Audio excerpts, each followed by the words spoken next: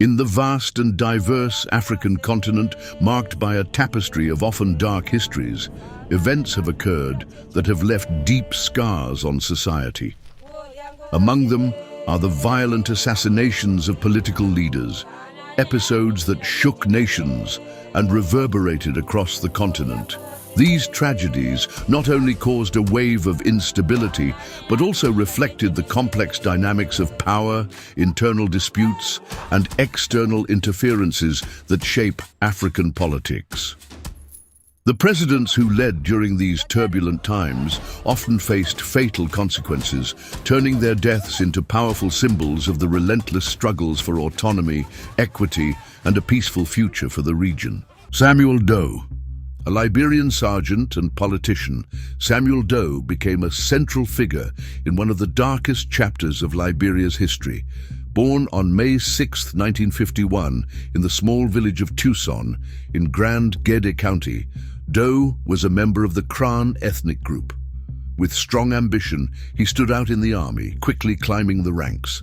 His career reached its peak in 1980 when, at the age of 28, he led a coup that ousted President William Tolbert, ending more than a century of dominance by the Americo-Liberian elite. Doe's rise to power marked the beginning of an authoritarian era that brought severe consequences to the country. As a leader, he established an oppressive regime, silencing opposition and persecuting ethnic minorities who opposed his government.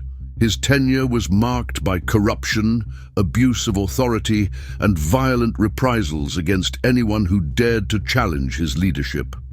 Although he initially received support from the United States, growing popular dissatisfaction and international condemnation of his dictatorship began to mount.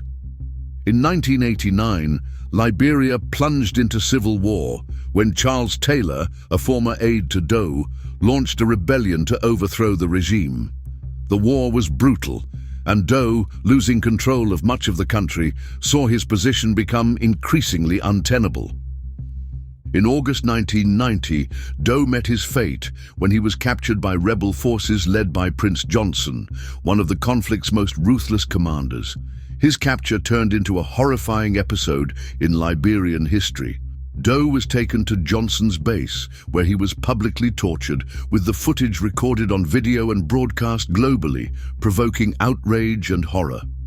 During the torture sessions, he was forced to watch as his captors mutilated his body, cutting off his ear and inflicting other injuries. Despite the extreme suffering, Doe refused to reveal strategic information, an act some interpret as a demonstration of loyalty to his people. After hours of torture, he succumbed to his injuries and his disfigured body was dumped in the streets, symbolizing the complete collapse of his power and influence. Hello, dear viewers. We need your help to reach 1,000 subscribers. The truth is that without reaching this goal, it will be impossible for us to continue offering you these documentaries. Don't let this YouTube channel disappear due to lack of support. Click the subscribe button now. It's free. It only takes a second and makes all the difference. Muammar Gaddafi. Muammar Gaddafi is one of the most controversial and intriguing figures of the 20th century. Born in 1942 to a Bedouin tribe in Sirte, he rose to prominence in 1969 at the age of 27 by leading a coup that overthrew Libya's monarchy and established a regime inspired by the Third Universal Theory. This ideology sought to be an alternative to both capitalism and communism. For over 4 decades, Gaddafi ruled Libya with an iron fist, implementing a dictatorship that combined his personal convictions on Islam and Arab socialism. His government became infamous for severe repression of opposition, censorship of freedom of expression, and numerous external interventions that triggered international conflicts. He gained notoriety as a leader, willing to do anything to maintain his control. His involvement in sponsoring terrorism, notably the 1988 bombing of Pan Am Flight 103 over Lockerbie, brought him global infamy. Despite this, Gaddafi managed to maintain his regime for decades until the Arab Spring erupted in 2011. Inspired by events in Tunisia and Egypt, Libyans rose up against his rule. What began as a rebellion quickly escalated into a brutal civil war that captured global attention. NATO began bombing operations against Gaddafi's loyalist forces, significantly weakening his power as rebels advanced. As the situation deteriorated, Gaddafi was forced to flee Tripoli. Gaddafi's ultimate downfall occurred on October 20th, 2011, when his convoy was attacked by NATO forces near his hometown. Wounded, he was quickly captured by rebels. Instead of facing trial, he suffered a brutal form of justice at the hands of his captors. During his detention, he was beaten and humiliated, culminating in an attack with a bayonet by a rebel. Gaddafi begged for mercy, but his pleas were ignored. He was shot to death, and his killing was recorded on video, shocking the world. His body was dragged through the streets of Misrata, exposing the fall of a man who had once considered himself invincible. Finally, Gaddafi's body was placed in a refrigerator in a local shop, a macabre scene that symbolized the defeat of his regime. Laurent Désiré Kabila was an important Congolese revolutionary and politician who played a crucial role in overthrowing Mobutu Sese Seko's dictatorship, briefly ruling the Democratic Republic of Congo. Born on November 27, 1939, in the mineral-rich Katanga region, Kabila became involved in anti-colonial and revolutionary struggles from an early age, influenced by Marxist ideals and the Pan-African movement. Although his first revolutionary attempt failed, he remained politically active, leading guerrilla movements in his region for decades.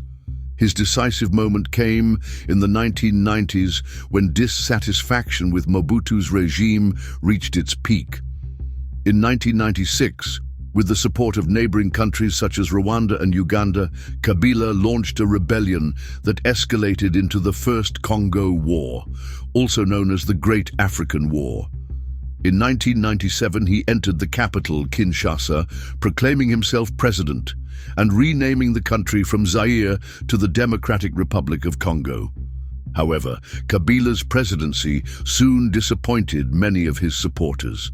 His government was marked by authoritarianism, lack of transparency, and severe repression of the opposition. Relations with Rwanda and Uganda, former allies, quickly deteriorated, resulting in the outbreak of the Second Congo War.